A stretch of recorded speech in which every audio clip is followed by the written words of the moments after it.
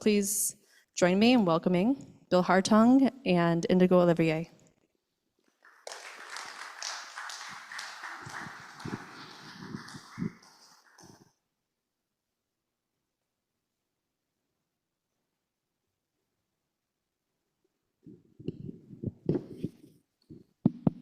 It was funny walking down the aisle. I felt like I was in church. Well, in a way, a more tolerant kind of church. Well, first, I'm honored to be here with Indigo because I met her when she was writing a piece about Lockheed Martin's influence over universities. Since I wrote a book about them, I'm supposed to keep up on it, so I had a personal interest. But also, the article was solid, and I actually used it to set up my chapter of my new book about the increasing role of Pentagon contractors in the Pentagon at universities. So, thanks for being here. I appreciate it. Thanks for having me. So you can just fire a question, or I can do a brief, whatever you want. Yeah, I know we're here to talk about your book, but I wanted to start with Iran.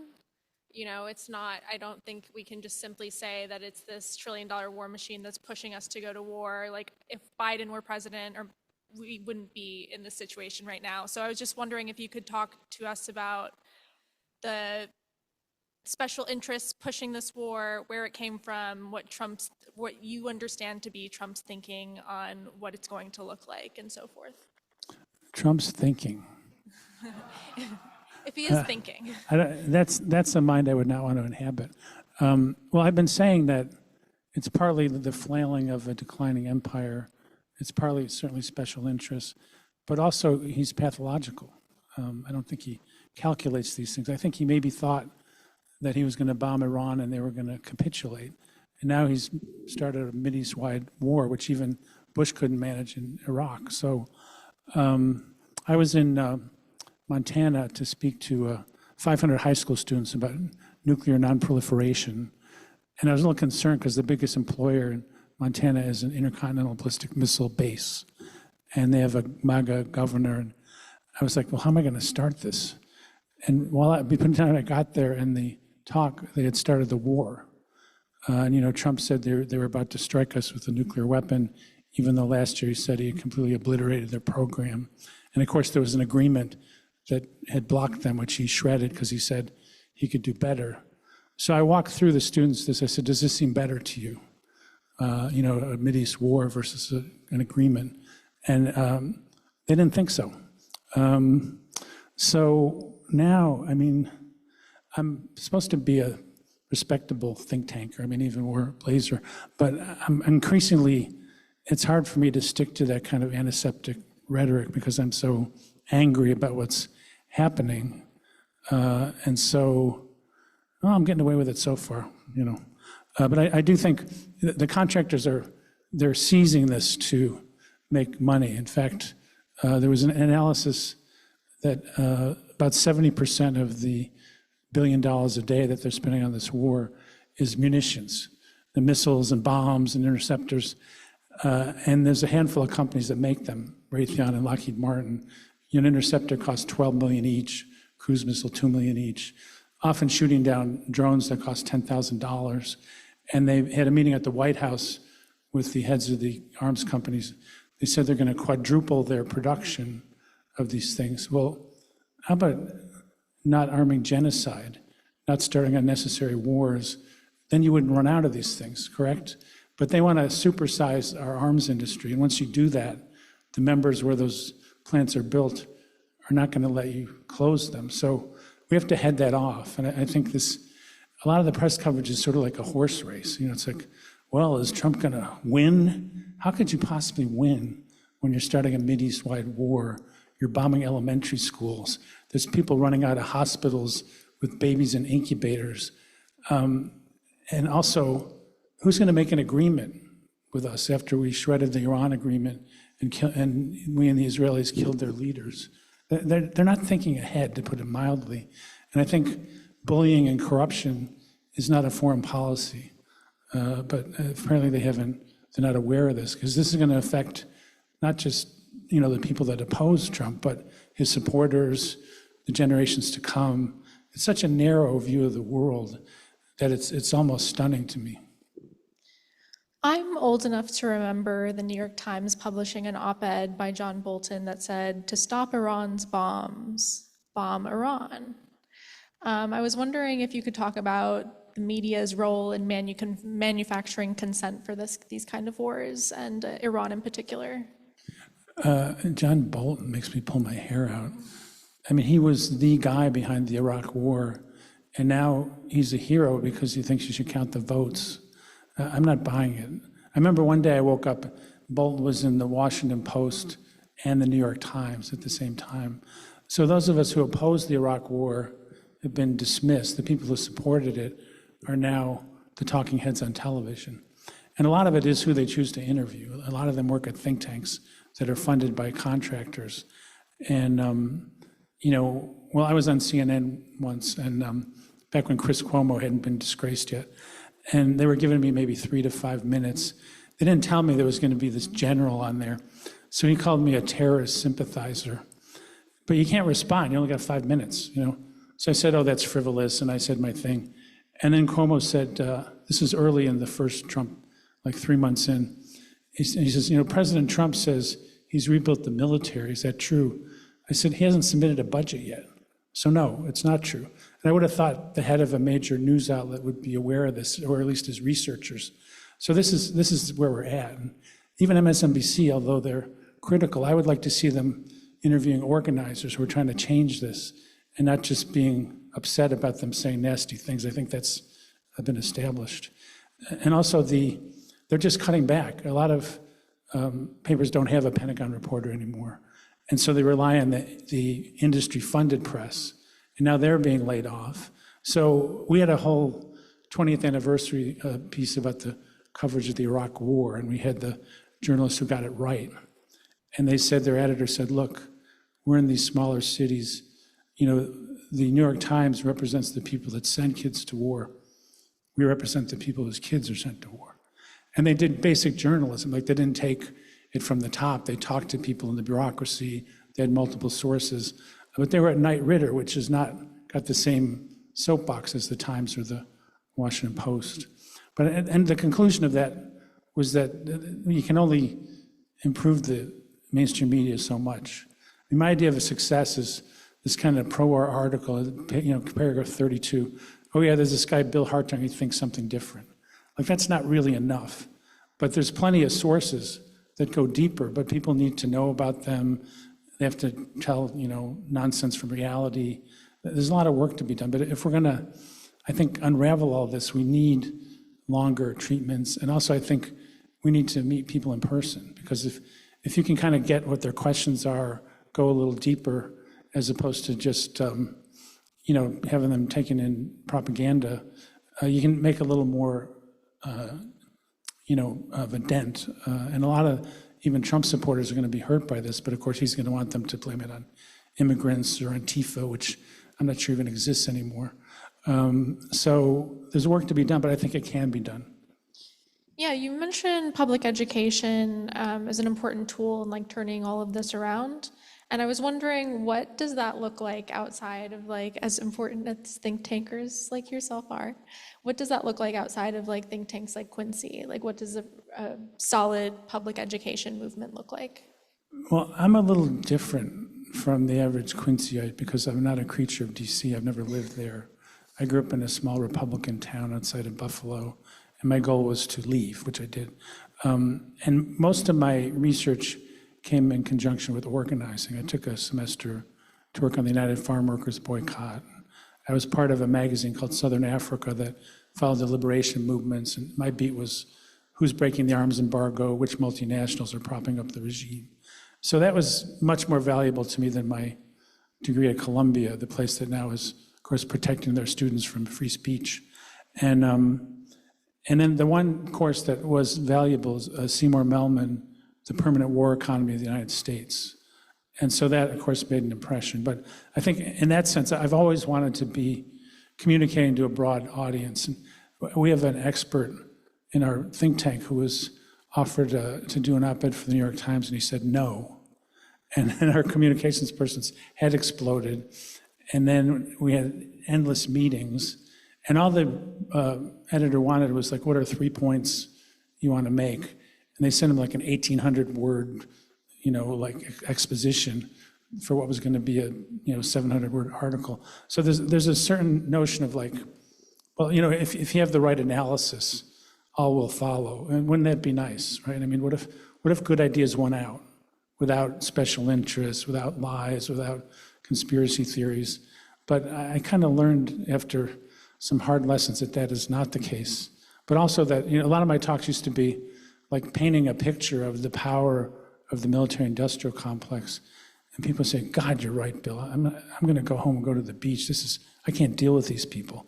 So you really need to nurture the stories about victories that we've had, about people who stand up against incredible odds. And I think you need to build community so that doing this is rewarding, not just kind of, a bunch of Eeyores. And I think it can be done. Certainly in the civil rights movement, when people got arrested, they would sing freedom songs, in jail. And the farm workers had a street theater, Teatro Campesino.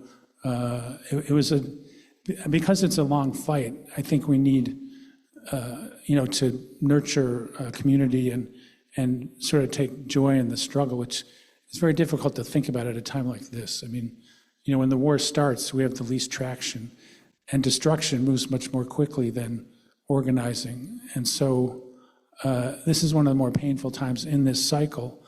And of course, we need to, get at the root of it. When Dr. King gave his speech at Riverside Church against the Vietnam War, which the New York Times, viciously attacked for him getting out of his lane, he said, if we don't get at the root of this, racism, materialism, militarism, we're going to be having committees against the war in Vietnam and Peru and for the next generation. And to some degree, that has happened.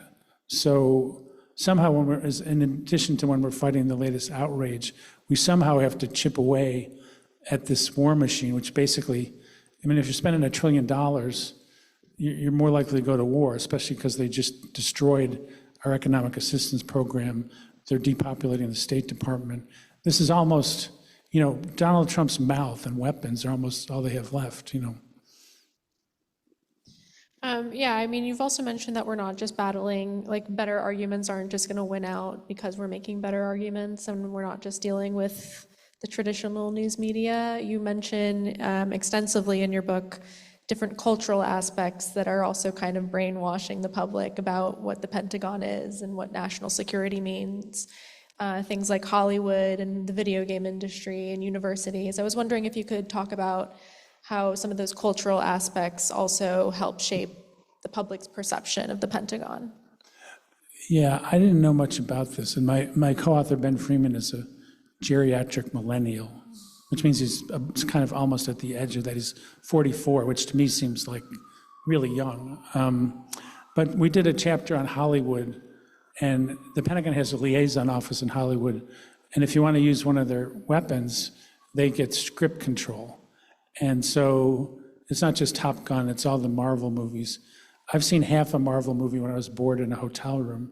Ben has seen all of them, he loves them, but he also understands that they're working on us. There's one that features a female pilot, and after that, the recruitment of women to the Air Force went up substantially. And of course, if you have a weapon that doesn't work in real life, it's brilliant in the movies,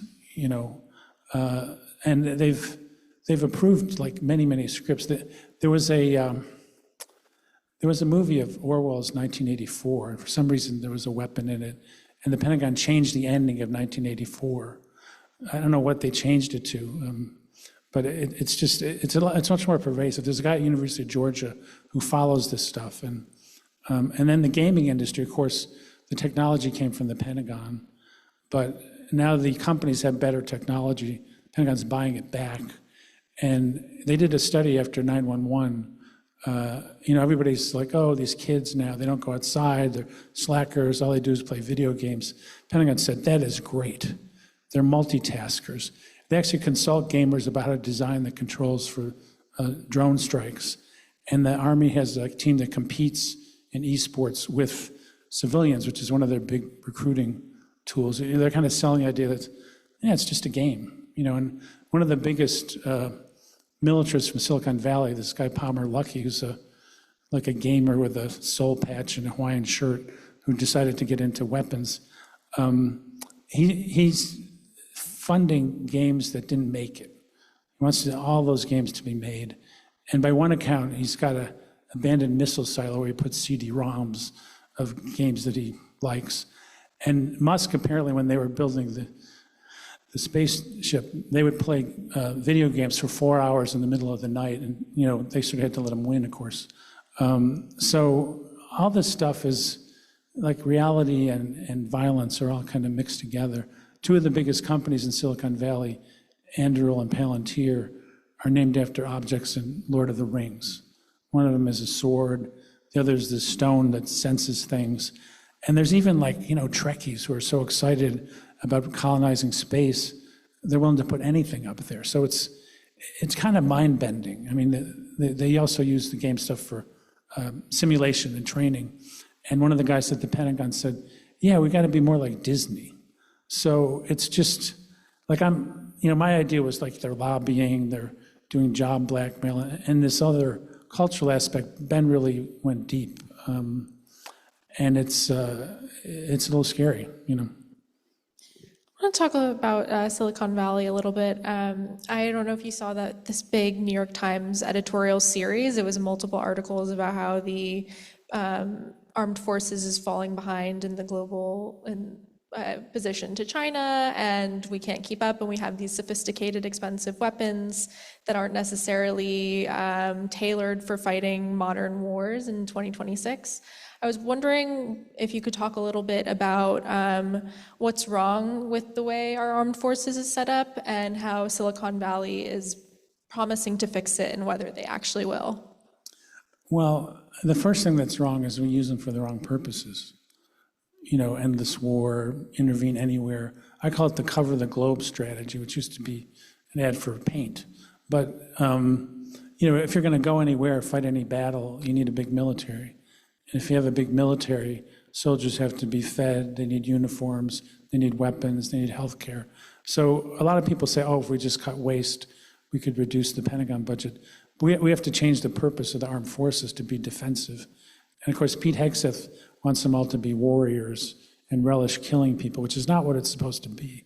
You're supposed to be a reluctant warrior who's defending the Constitution, not a bloodthirsty white Christian nationalist who's loyal to Donald Trump. I think Hegseth's idea of a good military would be if the Michigan militia was in better shape and had better weapons, So there's that. But also, they try to do the impossible, like Golden Dome, which is supposed to be a perfect missile shield. Well, Reagan said the same thing, and they couldn't even do a successful test because a ballistic missile comes in at 15,000 miles an hour. And in space, you can paint a bunch of balloons. They look just the same as a warhead. And if there's multiple of them, you can't possibly block them all. In fact, the American Physical Society said to even have a chance, you'd need hundreds of interceptors for every warhead, which is not happening. And a guy at the Conservative American Enterprise Institute said to even give it a fair try, they'd have to spend $3.6 trillion over the next 3 decades. So they're wasting money on that, and then they're saying they're short of funds for artillery shells, And then the things they build, they're exquisite, they're complicated, they're sitting in the hangar half the time, which is, I guess, a form of disarmament, but not necessarily the best way. And also, when the Pentagon tries to get rid of something, Congress says no. There was this thing called the Littoral Combat Ship, which the Navy decided, you have to buy more ships just to defend the thing. It's not doing what it wants. They wanted to retire it. But the congressmen from Florida and Virginia, where they fixed the things, said no. They wouldn't let them get rid of them. So the Pentagon budget's kind of like, it's like looking at sedimentary rock, because nothing ever goes away. They just keep adding. But the idea was, the tech folks are going to be different. They're going to be more competitive, more nimble. In fact, Palmer Luckey hired a guy to write this manifesto about everything that's wrong with Lockheed Martin. So I took offense because, I'm an expert on that.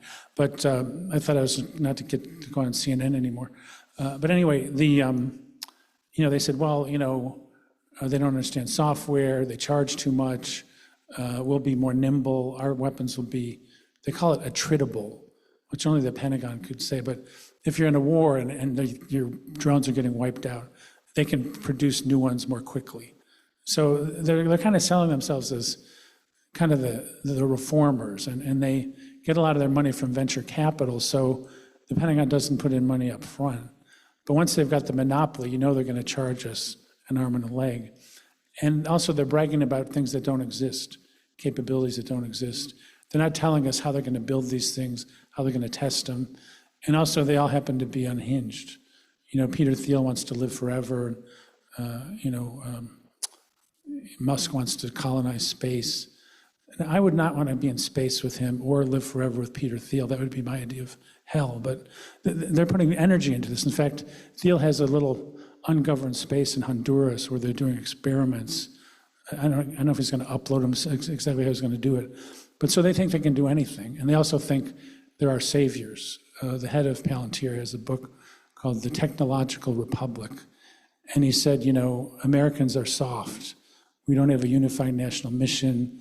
We just watch reality TV and play games. And so he came up with a mission, which was a new Manhattan Project to apply AI to military purposes. And I was like, really? This is the mission of our country? That is such an impoverished vision of what human beings should be able to accomplish. And yet he said this with a straight face in this book that was on the bestseller list. They also, one of the ideologists, a woman named Catherine Boyle, wrote an article. They call themselves founders, like they're the founding fathers or something. And she says, what does it take to make a founder? It's the God-given understanding that there's a problem that only you can solve. So they're kind of like, it's almost like a secular religion, except they're worshiping themselves, and they want us to make them rich at the same time. So they're dangerous people. I didn't know a lot about this till we started the book, but I think their vision of the world is almost as dangerous as the technology. And of course, J.D. Vance was groomed in Silicon Valley, and as soon as he was made VP, that's when the money poured in from Musk and Thiel and all these folks. And they want to have, artificial intelligence be the wave of the future. But amazingly, they're not getting rid of anything else. So for example, Golden Dome, the hardware will be Lockheed Martin, the software will be Palmer Luckey, and they'll all get rich. So, some of my colleagues are like, well, if you're going to break the monopoly of the big companies, these are the only people who can do it. Fine. I would say if they have something that works, we would buy it. But they would be vendors. They wouldn't be trying to run our government, our foreign policy, what it means to be human. They just, if you got something that works, we'll consider it. But stay in your lane, And so that, unfortunately, there's a lot of people love tech. And, I know a lot of people who think Elon Musk is some sort of god because unlike Donald Trump, his companies make stuff, So I think it's tough because this is going to, this technology is going to be introduced, but it's got to be limited as to how it's used, and they can't trust it for everything. I barely know how electricity works, but I do know that complex software fails, and they're making it more and more complex. So these folks need to be regulated, just like the big companies should be regulated, but they want to get rid of all the regulations, including independent testing, price gouging. It's, trust us. And I remember Ronald Reagan said, trust but verify. With these tech folks, it's more, I feel like, mistrust and verify. Don't assume anything they say it can be taken at face value. Speaking of wanting to get rid of regulations, you have this shocking statistic where you say, adjusted for inflation, we are spending $100 billion more than at the height of the Cold War, yet we're getting much less. I think you say something like half the fleet in the Navy and half the planes in the Air Force as examples. How did we get to this situation where we're paying for more, but we're getting less? I know that the technology is getting more complicated, but there's something missing there. Well, the theory was our technology would be so much better that it would make up for the lack of numbers. But it ends up these technological marvels are very hard to maintain. They don't actually do what they're doing as advertised. So yes, there's fewer of them, but a lot of them don't actually work as advertised. And the bigger, more complicated things are better for the companies. The more complicated, the more profit. And on the F-35, Lockheed Martin controls the software for fixing it. So the government has to go begging them to fix the thing. They can charge whatever they want, even though the entire plane was funded with our tax dollars. Likewise, the nuclear arsenal, we have enough nuclear weapons to end the world many times over, and yet they're pushing full speed ahead. The new intercontinental ballistic missile was 80% over cost in the first 2 years because they thought they were going to put them in the old silos and they measured wrong. So they have to build new silos. And when it's that bad, the Pentagon's supposed to review whether we should be doing this. And they say, oh, this is much too important to slow down.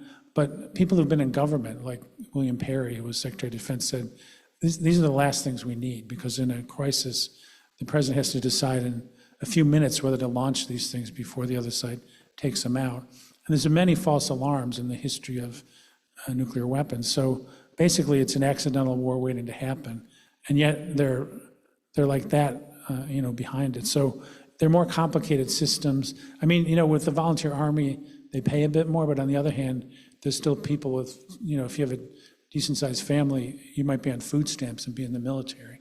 They're cutting veterans' benefits, even though they sell this whole enterprise on it's for the troops.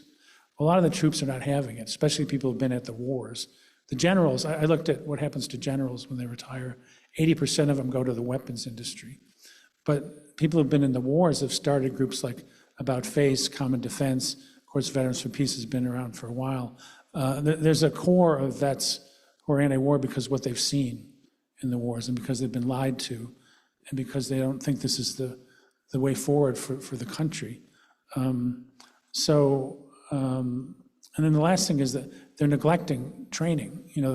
If they need the money to pay for, Golden Dome, they'll be like, well, fewer flight hours. And then when there's a crash, they blame the pilot. They don't blame the technology. So it's all kind of the drive for money has created this kind of sclerotic system where the things they're building are good at generating money, but they're not good at being effective for defense. And it kind of makes sense. I mean, if you're building things because they create revenue for Senator X, how could that possibly coincidentally fit with your strategy? So that's the main thing. And even I had an out-of-body experience. I was on Jon Stewart one week and Newt Gingrich the next. And Newt Gingrich was agreeing with me. It was killing me. Because he used to be part of this military reform caucus. And they said, weapons are too complicated. You need simpler things that can be produced that work. And there was about 100 people in the House in the 80s who said this. And so we only talked about that, not the fact that he started the politics of destruction and all the other terrible things he's done. And at the end, he thanked me for my work. And I'm like, oh God, what am I doing wrong here? But there is, even on the right, a sense that what we're doing now, it doesn't work, Okay, well, there are a lot of things that are broken, but if you were dictator for a day and you could rearrange the American state in any way you wanted to and reform the Pentagon the way you see fit, what kind of changes would you make? Well, I would step down and restore democracy first. But I think the first thing is the strategy should be about defense, which means defending your borders or, sort of existential threats. So you could have the military maybe half the current size. You would want weapons that are not so complex that they can't be available when they're needed. I would want to either nationalize or cap the profits of these companies. I mean, the CEO of one of these companies makes $20 million a year, which is about, 100 times what a general makes, more than the president makes, many, many times what the people who are fighting the wars make. They also, they spend money bidding up their own stock, and they get paid in stock options. So at the same time, they're saying we need more money to invest in weapons. They're just basically feathering their own nest. I think there's got to be competition. There's got to be stronger scrutiny of what they're building and whether it works. if they can't prove it works, you don't build huge numbers of them. But it kind of comes back to like, what role do we want the United States to play in the world? And I think you would want a much more balanced approach. You would want like a strong State Department. You would want economic aid that helps people. I mean, AID was a mixed bag because a lot of this century, they just mop up after the wars. But they were providing food and clean water to millions of people. So when they just took the sledgehammer to it, the good went out with the bad, because there was a 25-year-old figuring out who knew nothing about economic development. So you'd have a much more limited military. You'd have a defensive strategy. You would also have a broader view of what makes us safe, which means investing in public health, dealing with the environment. I mean, Eisenhower, who was no socialist, said, defense, you need a healthy, educated population that's somewhat unified, and you don't want to end up with a garrison state by spending too much on the military. So, I mean, compared to today's Republicans, he seems like a socialist, but he was actually cheap.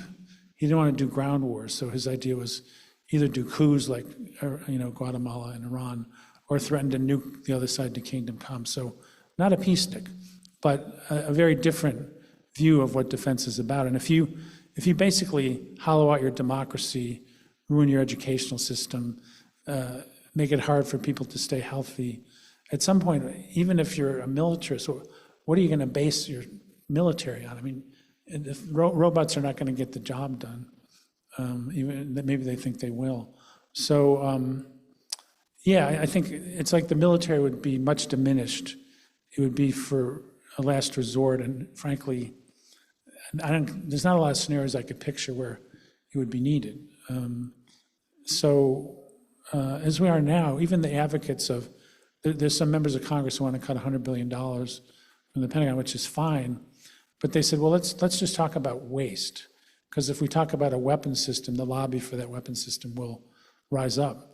But if you're not going to challenge the weapons that are being used to fight the wars, then you're not really making a very deep set of demands. So I think a lot of the groups that I work with, their watchword is what's going to get through Congress? Well, nothing. In fact, there's an anti-nuclear group that says, well, instead of building a new intercontinental ballistic missile, let's extend the life of the old one. These are the same people that said these missiles can start an accidental nuclear war. So that would achieve absolutely zero, except saving a few dollars. But I think the idea is, well, Congress won't go for it. Well, we need a new Congress, but also we need to build power. And if your demands are so tiny, you're not going to get a mass movement over like, let's cut $100 million off of this $2 billion system. But those are the kind of amendments you get in Congress. So I think we need to do more public education, more kind of melding together of the movements, which is not a think tanky kind of thing. In fact, some of my colleagues, younger colleagues, who are dynamite, have not been able to get to that next level in the think tank world. And I mean, I said, well, first of all, if you're passionate about it, try to keep a hand and keep writing about this stuff. But second of all, there's never been a revolution led by DC think tanks, as far as I know. It's been people who've integrated into their everyday lives. So I think there's been a professionalization of some of these issues. And I mean, I've been fortunate to do this for a living, which is weird, but it's not, I try to spend a lot of time with organizers, younger colleagues, because it's too easy to just, come up with these ideas and not build the power to bring them into fruition. You've talked about America being in decline. I was wondering how that factors in, or how you think that factors into our current military strategy. Well, I think they're flailing about and they think the military is going to restore our dominance. I mean, that's what the tech folks say. It's like if we can have a permanent advantage in AI, we'll restore our military dominance and the world will be at our feet. Well, that's not going to happen. They said that about nuclear weapons. We'll have a monopoly. That didn't happen. China has engineers. They have scientists. It's going to, if we go all in AI, it's going to be an arms race. It's not going to be U.S. dominance. And anyway, technology, in Vietnam, they said, well, we have the electronic battlefield. We can find every single Viet Cong fighter in the jungle and take them out. So the Viet Cong would send empty convoys over here, and while they were focused on that, the real one would go this way. Or they would put a pot of urine in the jungle. They thought it was a person. So after 2 years, they had to junk that. And then, of course, Reagan's perfect Star Wars didn't work. Donald Rumsfeld had the revolution in military affairs, precision-guided munitions, superior communications, but they couldn't win in Iraq against people armed with bombs put off by their phones, because in Iraq, they viewed the US forces as invaders. They knew the culture, they knew the terrain. And at a certain point, some of our troops were like, I'm not even sure why I'm here. They focused on just getting out of there and protecting their folks in their unit. So, you know, the tech folks are like, well, this is different. This time technology, in fact, will save us, and it won't. So we have to push back against that. I want to talk about AI for a second. You know, some people think it's going to be the end of humanity, that it's going to gain sentience and turn on us. Some people think that's kind of a distraction from more immediate concerns like poor labor standards and how it's being used domestically for surveillance and things like that. How scared of AI should we be? Well, scared. But there's two schools of thought. I'm not sure if I've settled yet, but some people think a lot of it is a scam. You know, garbage in, garbage out. It's not really as... And in my stand-up comedy career, I can tell you that's the case, because it tells terrible jokes. I asked for foreign policy jokes, and it said, why did the diplomat bring a ladder to the international summit meeting? Because they heard foreign policy was going to reach new heights. So they're like bad dad jokes, you know. So there's that argument. The other one is it's going to replace jobs. It's going to write things for us. It's going to, you know, sort of, I mean, most of the productivity gains of the last decades have not gone to the workers. They've gone to for profits. And we don't have a safety net for those folks. And a lot of them are Trump supporters because they've seen their livelihoods destroyed. And they're clinging to this notion that, well, at least I'm in the toughest country in the world. And then they've been distracted about what's causing their problems. And so, you know, if AI has that effect and we don't take care of people, you're going to have kind of mass unemployment, you're going to have recriminations, and probably hero worship of these tech folks. So whether it's as capable as they claim or not, I think we need to push back and say, you know, humans first. And if this technology can do this or that, that's fine. But we shouldn't hand over large parts of what we do to it. I mean, I had cognitive dissonance because at our retreat, we had somebody saying all the great things we could do with AI for research and this and that. And, you know, it can crunch data, but you have to know the subject to make sure it's in the ballpark. But, you know, to me, I'm more concerned about the negative uses in the military, in undercutting jobs. And you know, what if it worked? What if it could write Shakespeare? It would mean our human skills would atrophy, right? So I see very few scenarios where there's an advantage to making AI a widespread part of our society, but it's probably going to be there. And so how do you, if there's good uses, how do you get those? But then how do you control and prevent all the negative uses? And I think that's, you know, that's the challenge. What scares you most about today's military-industrial complex?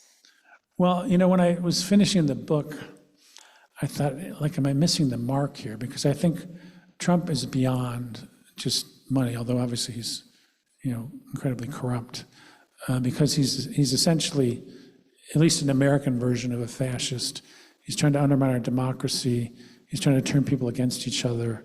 Some of that is, it's not even economically sound. I mean, if you bully and put tariffs on all your trading partners, if you prevent immigrants from being in the country or doing work that's needed, if you know, you're cutting science at the same time you say, we're going to beat China with technology.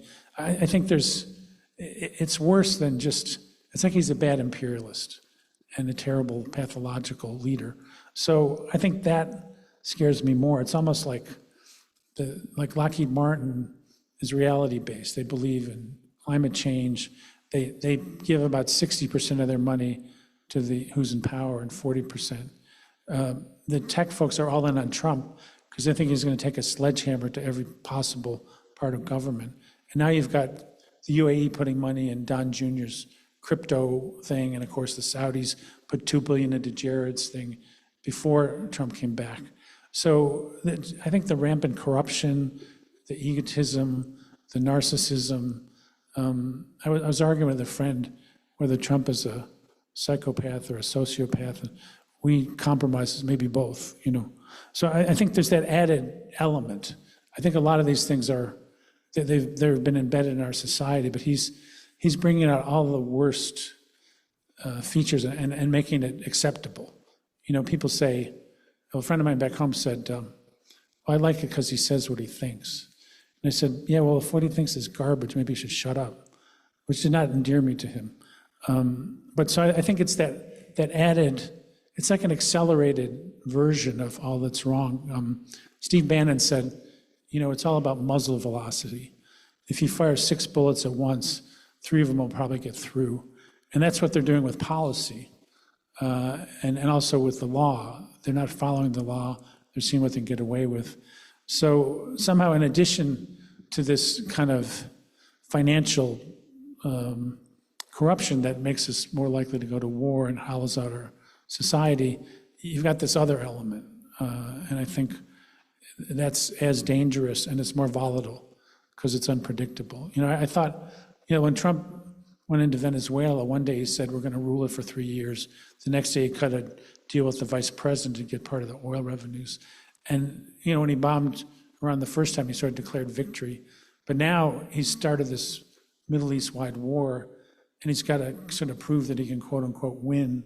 And there's no winning in this kind of war. So I don't know where that's heading. So it's, I feel like we have to kind of restore kind of a humanity-first approach to policy. In DC, even human rights activists, when they go to Congress, they're like, yeah, the human rights arguments don't work, although maybe we'll talk about what it costs. And I don't think we should give up on those fundamental things. You know, we can have this declining power thing.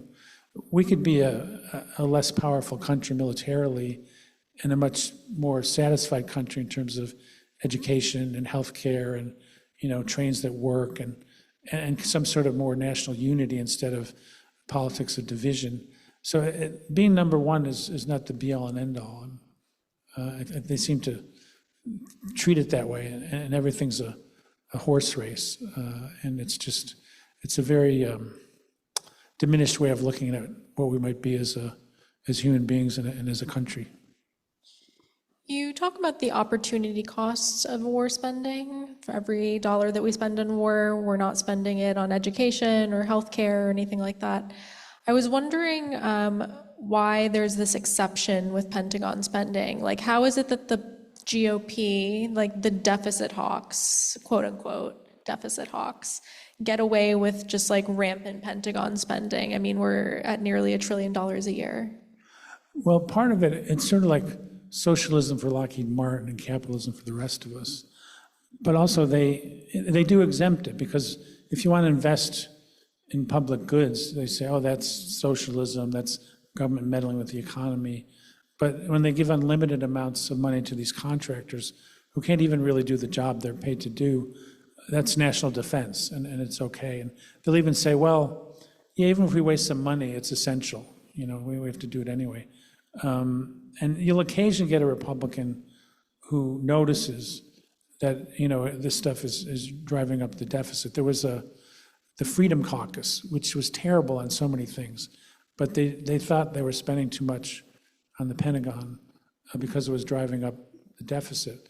And interest on the debt is now the biggest item in the budget, other than like Social Security. It's bigger than any federal agency. So, you know, they're cutting taxes, we're paying interest on the debt, we're spending $1 zillion on the Pentagon. So anything else we want to do as a country got to fit in this very tiny lane, you know. So, I mean, there was a different kind of Republican. I mean, not great, but better. I mean, when I was growing up, you had Jacob Javits or Romney's father who supported civil rights. Nixon, if it wasn't for Watergate and Vietnam and being paranoid, would have been a good president. I mean, he created the OSHA, the EPA. He was going to do a guaranteed income. He believed that government had a role, but of course the other things obviously do outweigh that. But there aren't too many Republicans who think that anymore. And there are even not that many Democrats who come to the defense and say, this program works. I mean, I know folks on the left, they say, yeah, the government sucks. Folk on the right, government sucks. And then we say, put money into the domestic side. We just got done telling them government can't do anything. We need to talk about what works or what should work. And government, of course, is supposed to do the things that we can't do alone or that industry's not going to do. There's a positive purpose for government. It can be done much better, but not by, the Doge, which gives efficiency a bad name. It's like, well, we'll destroy it first, and then we'll talk about what makes sense. So, when in the chapter, I used the model of the Poor People's Campaign, which is following on to what King tried to do at the end of his life. And they had a program that made a lot of sense to me because it was not only to cut the Pentagon, it was to raise taxes. Because cutting the Pentagon alone can't cover all our needs if we're looking at public health and dealing with climate. You have to invest some money, which means rich people have to pay taxes. And that hasn't happened in a very long time. So, and then they also talk about things they thought worked, like the earned income tax credit, help bring people out of poverty. During COVID, when they increased some of these programs temporarily, the poverty rate went down. But as COVID subsided, that was all taken away again. So, I mean, somehow, Michael Lewis, who wrote Liar's Poker and all this Wall Street stuff, has a book about people in government who do essential things. Gather statistics that business uses, forecast the weather. A lot of them could be making a lot more money. They've chosen to do this. So I think we need to, for the domestic side of the government, I think we need to understand more what we want to see, what we think works. Because you can certainly steal money from a domestic program or waste money, but you can also do a lot of good. And so I think we need to be, speaking for myself, I need to be more educated about if we invest in the domestic side, what would have the most impact in helping the most people, Speaking of reinvesting in social services, Ronald Reagan came up with the idea of the peace dividend, if I'm correct there, and Clinton tried to champion it after that. Why did the peace dividend fail? Well, under Clinton, it mostly went to reduce the deficit, and actually they had a surplus at the end of his term, but that has a generalized effect. They didn't invest in public health or next level environmental technology. So it was a missed opportunity. And then, of course, the Republicans came in and dug us into a huge hole. They're always for austerity when a Democrat's in power, and they're for spending like a drunken sailor when they're in power. And then the Democrat has to come and deal with that. I'm missing the beginning, though. I don't think I answered that fully. Just why did the peace dividend fail? Why didn't it gain more traction, especially after the Cold War was ramping down? I mean, I think they didn't invest it in programs that would change people's lives. They just reduced the deficit. I think that was the biggest problem. I mean, Bill Clinton used the word conversion, and that they were going to kind of demilitarize the economy.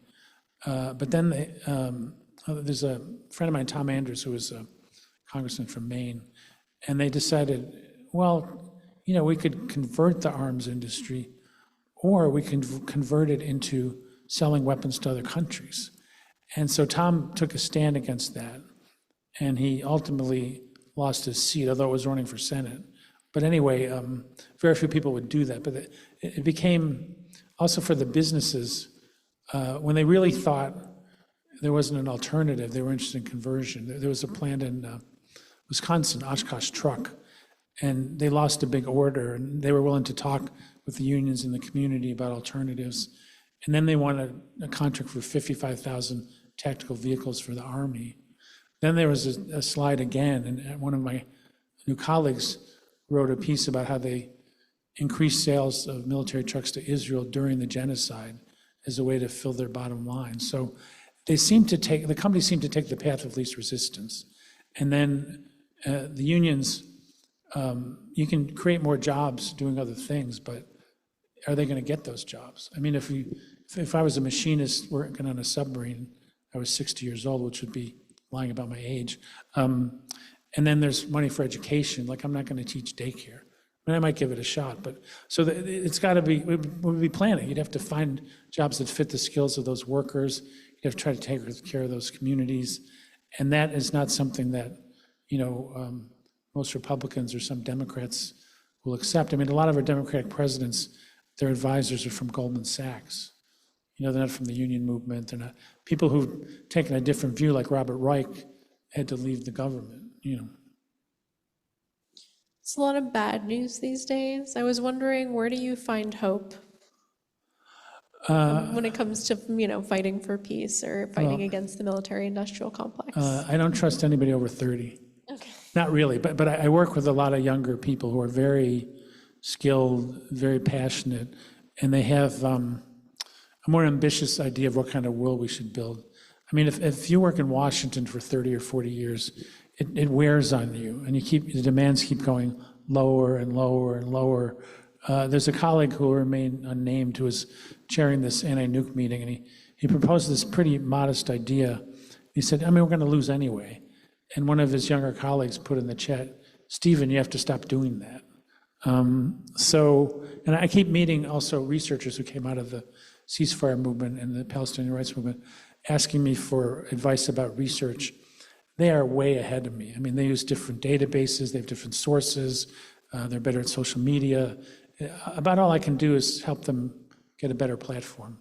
But they've learned things like how spare parts get to Israel being, FedExed out of the San Francisco airport, or that there's a big warehouse in Jersey that's a hub for sending spare parts for Israeli weapons. And, they were looking at FedEx records and shipping records, and they're more facile with databases. But a lot of them are doing this as a passion project, unpaid, somewhat by themselves. So I'm trying to at least create a community where we learn from each other, support each other. And, because this is not going to be the work of a few years, I want younger activists to be in it for the longer haul. And, if you just look at, objectively, take a cold, hard look at where we are, it would be easy to be discouraged, right? But we don't want those folks to win. We don't want that kind of world. Their greatest dream is that we all get depressed and curl up into a little ball and let them run the world. I'm just not going to do that, and I think there's a lot of other people like that. We're a little bit dispersed. There was a saying, might have been the Wobblies, might have been Gramsci, I should probably look it up, but that you have to build the seeds of the new society in the shell of the old. And I think that means building better communities, treating each other better in our organizations. There's some horror stories on the left of how staff are treated. We have to treat each other the way we want the world to work later. And that will sustain us in the harder times, which are, now. So I think that there's a lot of talent that's not been fully utilized. There's a lot of people sitting on the fence because they don't know what to do, which is understandable. But my feeling is you have to be in motion if you're going to figure it out. If you're sitting back, you're never going to figure it out. And also, if you work in an organization, if you're talking to people who are also trying to come up with a strategy, our chances of turning this around are much better. I would bet there's tens of millions of people who don't like what's happening, who are just paralyzed. And so that has to change, Given that paralysis, do you realistically see this kind of coalition forming to actually gain the power to take on the military-industrial complex, or is that kind of like a far-off dream at this point? Oh, it's a piece of cake, that's the problem. You can't do that. You can't say, oh yeah, we got this. But I do think, if you look at the movements that have had traction, the movement for Black Lives, the movement against militarization of the border, against militarization of the police, against the seizing of our budget for the Pentagon, they're all fighting militarism, like one aspect of the beast. And I think we could work together more closely. But it's not like if I'm for nuclear disarmament, I'm going to say, oh yeah, you can't work against police violence. Because for the people that are subjected to that, that is an existential threat. But I think we could understand each other's movements better and come together on key issues at key moments. I don't know how many meetings I've been at where people say, yeah, let's reach out to labor, let's reach out to Black Lives Matter. And they don't even take step one. We don't sit down and talk to each other. figure out each other's perspectives, each other's life experiences. We're just like, can you sign this thing? So we have to go deeper on that part. And I think the main problem is, the repression is coming at us like a truck, and organizing can take time. So it's a little bit of a race against time. I have faith we can turn it around, but that's faith. At the low point of the peace movement, the churches were holding it together, and I would go somewhere and speak, and they'd say, "Bill, are you a person of faith?" I said, "Well, I get up in the morning. I believe we're here for a purpose to make the world a better place, but I don't have a doctrine." But there was enough. Our values were shared. They were using religion to unite people and to promote values, not to divide people and sow hatred.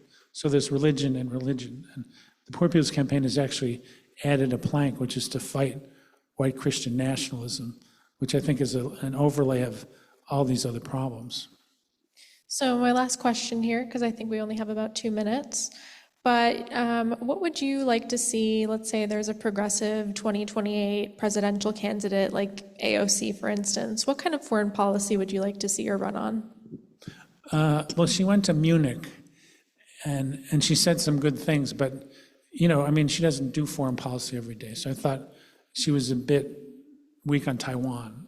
That we don't really need to militarize that issue, and a little bit kind of just throwing a bone to NATO. But I think that could change. She's just getting started, and she's got a fundamental understanding of what's wrong in this society, and she communicates it. Now, of course, she's young. I'm 70. I didn't know if I was old enough to run for president yet, given folks we've had. But I think we need like a team of strong progressives. When the squad, they picked off a couple of them because of the AIPAC money. We need to build a big enough group that they're a force within the Democratic Party. And unfortunately, the Progressive Caucus, they're not all progressives, and they're not all on the same page. If they were, 100 members could do quite a bit. So I think if they could hone that and work in concert, they could be a force. And then I think people have to understand that elections are one piece of it. To me, elections is setting the playing field for the fight you have for the next 4 years. And so, voting by itself and supporting candidates, I think, is essential, because we see what happens when you let maniacs run the country. But you also have to work, I think, every day to keep the candidates honest, to build, I think the way they're trying to take, the history of this country out of the schools. I went to the Malcolm X Museum up in Upper Manhattan. It's in the Audubon Ballroom where Malcolm was assassinated. And it's by invitation only, because they don't have enough money to have a big staff. But this woman who was a junior in college studying with one of Malcolm's daughters walked me through this mural of his life. And, I did good on the quiz, so we were talking. And I said, it's got to be weird to be in college and having them try to extract, the history of African Americans from the curriculum. It's as if you would need freedom school. She said, "Oh, we have those. They have these study groups. They have, they understand that they're going to learn this one way or the other." So that's another thing that I view as hopeful. Well, thank you so much. Thank you for the good questions. I would just say one more thing, which is that figuring this out is a collective responsibility. I wouldn't go with my answers as the be-all and end-all, because I have only one narrow kind of expertise. We need more organizers, is what we need.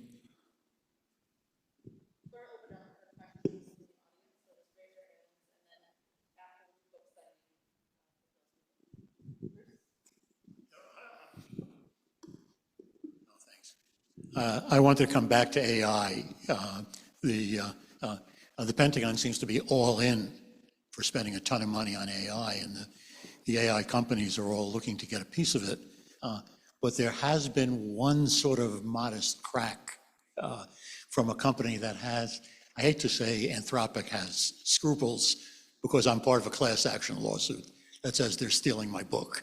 But they have drawn the line at two things, which you'd think everybody would draw the line at. One is mass surveillance, and the other is autonomous weapons. And so Trump has tried to take away all their business and ruin them. They're suing. Amazingly, Microsoft has supported their suit.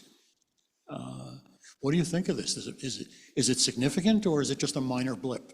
Well, when Trump came in, everybody was bending the knee, and it was kind of infectious. But I think standing up to a bully can be infectious also. There was a lot of action in Silicon Valley. Actually, one of the companies was promised not to make targeting systems for drones because there's thousands of names on petition, people threatening to resign.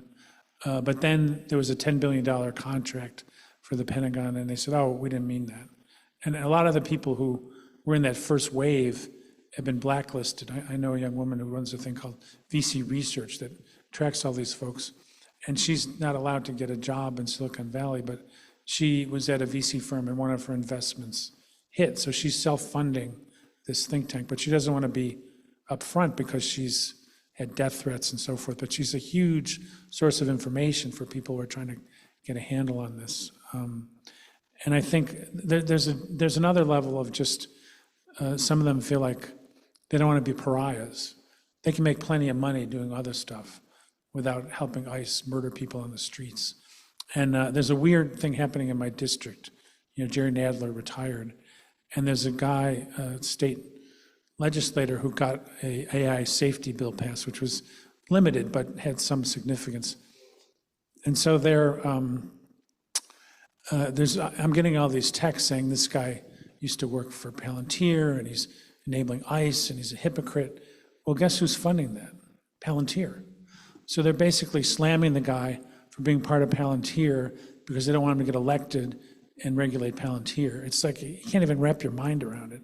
But they've set the goal, anybody who stands up and says regulate AI, they're going to come in hard with dark money. Finally, Michelle Goldberg wrote a piece about it, but when I asked my neighbors, they didn't read it. And you've got the steady drumbeat of this is an evil person. And even if he may or may not be the best person, but he should get a hearing. He shouldn't be vilified for standing up for regulation. So I think eventually, I think we'll be able to revive some of that resistance in Silicon Valley, but they took a strong hit initially. And of course, the companies are in league with Trump, which may be another reason some of the rank and file are going to be like, yeah, I didn't sign up for this. But it's, at the moment, it's mixed. I mean, there's groups like Attack Against Apartheid to not sell this stuff to Israel. There's a guy who quit because they were, giving into censorship in China. There's got a thing called Tech Inquiry that covers, all of this stuff. There's a growing number of journalists who are looking at this. A lot of my younger colleagues are quite sharp on this subject. So I think that stand is helpful. I think if some of the higher ups in the industry voice this, as opposed to the industry being represented by Peter Thiel and Elon Musk and their merry band of unhinged ideologues, we would be better off. So even if they lose this battle, I think putting it on the agenda, we have to push it back on the agenda.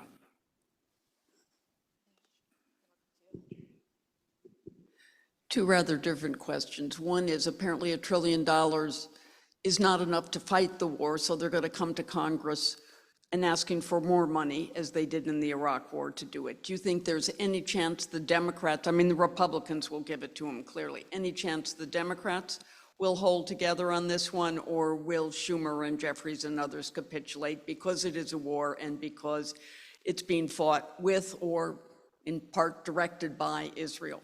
Second question is, given that there seems to be the shortage of weapons and the U.S. has pulled its THAAD missiles out of South Korea, the Europeans are worried that contracts for weapons they got are not going to be fulfilled because they're all going to go to that.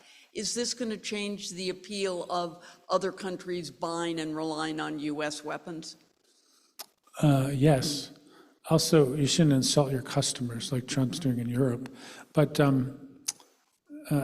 Poland made a big deal with South Korea because South Korea could deliver it quickly. And our companies are, they're committed to so many different things. Sometimes it takes 6 years to get something you bought, today. There seems to be a pretty good core in the Democratic Party that would oppose this money for the war, but we need everybody. And then we need a few Republicans.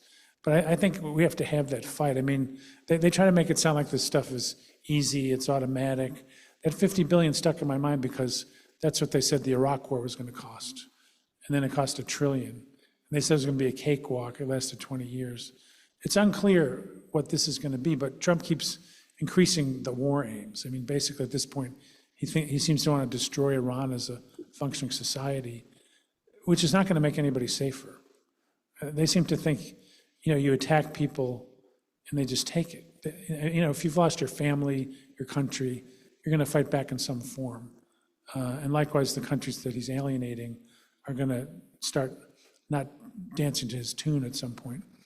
The thing is, to me, it's like, can an empire age gracefully? We're not doing a very good job of that. Like, how many people are they going to hurt on the way down? It's unclear. But I think partly we would need, I don't want to take pot shots, but I think we need to be more mature as a country. Like, it's not just about being number one in this or that category. It's about building a society that works for everyone. And the other side would say that's naive, but they're the ones who keep fighting the same war over and over, or piling nuclear weapons to the sky, hoping they're never used again. That, to me, is not only is it naive, it's been proven to be. So I don't think we should yield on that kind of thing and say, either yield the rhetoric or say, okay, you're right, we'll buy this weapon or whatever. I think we have to be uncompromising in our vision, understanding that we're not going to get that right away, but that's the only way people are going to be inspired to action. They have to feel like there's something at stake before they're going to take a risk. And they have to have some faith that if it's not for me, it's for the generations to come, which is one of the reasons I work with younger people, because I hit the big 7-0 and I'm like, we might not solve all this stuff before I'm, wherever you go when you're done, come back as a vegetable or something. So anyway, yeah, I think that money for the war, I think we should put a big push on trying to block that. What should the military budget actually be? If it's obviously shouldn't be $1 trillion, what would you peg it at? Well, I think I would cut it in half, but you'd have to do it over time, because you don't want to throw the troops out on the street. You don't want to, create recessions in other places where they build the stuff. It would take a while to adapt to a new strategy, but I would see that as a goal over 5 to 10 years. And equally important is how you use it. Like Palmer Luckey said, we can do all this for less, but if we're fighting the same wars and killing people more efficiently, that's not enough for me. So, but I think it's since 2001, it's gone up, probably 50% adjusted for inflation. A lot of that's being wasted, but a lot of it's being put into these wars. And I mean, if you took a cold hard look at Iraq and Afghanistan, can anybody say those were successful? And yet you've got people in Congress saying, peace through strength. To which I say, what peace and what strength? I mean, this is not working. People are living off these sort of fantasies of the Reagan era. So, I think we could go there, but you'd be hard pressed to get a member of Congress to say that, because they would be afraid the lobby would come back. But there was a point, actually, they did this study about how many jobs you would lose if you took just a tiny slice out of the Pentagon. And I looked for the study, it was some guy had written something on the back of an envelope, and the conservatives were like, "You're lying to me. Don't come to my office again." And there was a little moment where they were at odds with the arms lobbyists, which sort of passed. But I do think it's kind of blatant. I mean, my friend Taylor Barnes, who's a fantastic journalist on this, found out from an industry source that 30 years ago there was 3 million jobs making weapons. Now there's 1 million because of outsourcing and automation. And so it's diminishing returns, and the tech stuff even more so. I mean, some of these data centers, there's construction jobs and they can run it with 6 people. So that weapon is going to increasingly go away for them.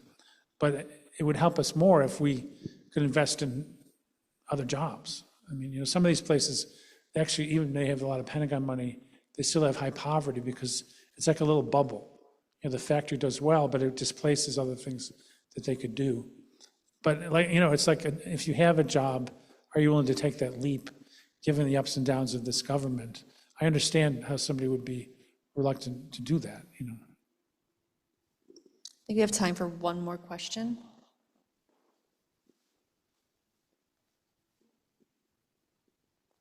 Hi, thank you.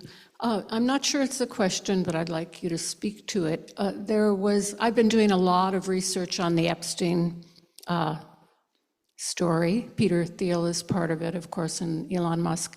And they're eugenicists and transhumanists and, leave. Okay.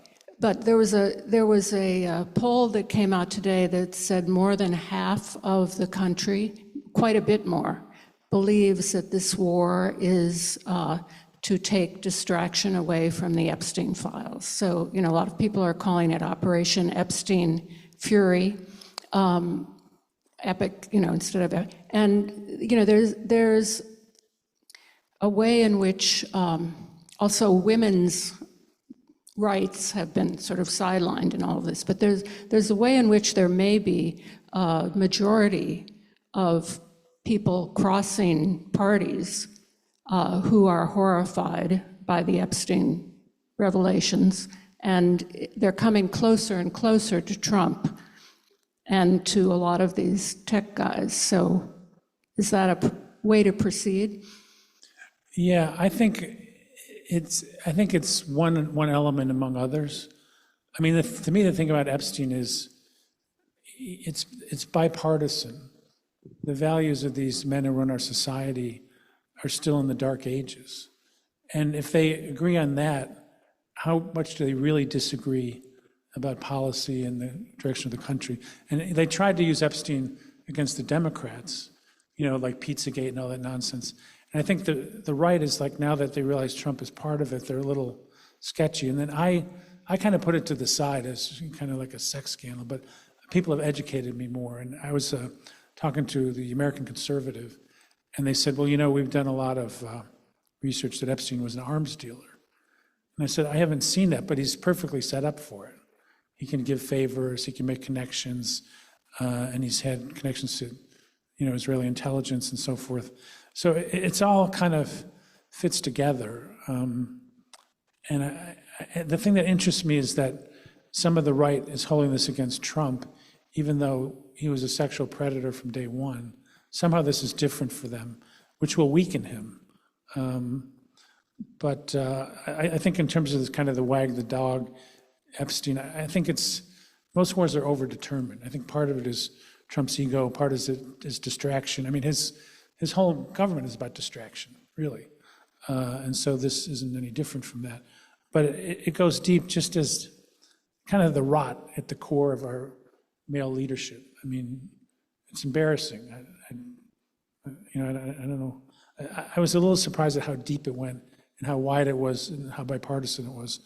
And I think,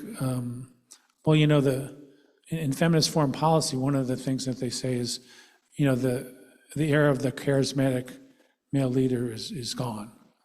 And the movement for Black Lives was women of color and queer women of color operating on a different organizing scale and certainly treating each other better. So, I think it may have an effect, even a salutary effect, but it's sort of like the separating the power aspects from the sensationalism. Because I think if you're just like, yet another example, Trump's a bad guy, that's not enough. But it's like this is another tool in a way in their arsenal. Some years ago, the ambassador of UAE, they hacked his emails. He was having sex parties with senators, but it was in a progressive publication. Nobody else covered it. And then their answer was to sue Qatar for hacking the guy's emails, not for what the guy had done. So that was like a precursor on a small scale of what we're seeing now. Yeah, wow. We have a lot of progress we need to make. All right, well, thank you, Bill, and thank you, Indigo. And if you haven't yet, you can purchase Bill's book over here in where the check-in was. And then, Bill, if you want to stay here for signing, or you want to go back that way, whatever. I can go back there. Okay, and then Bill will be there for signing as well.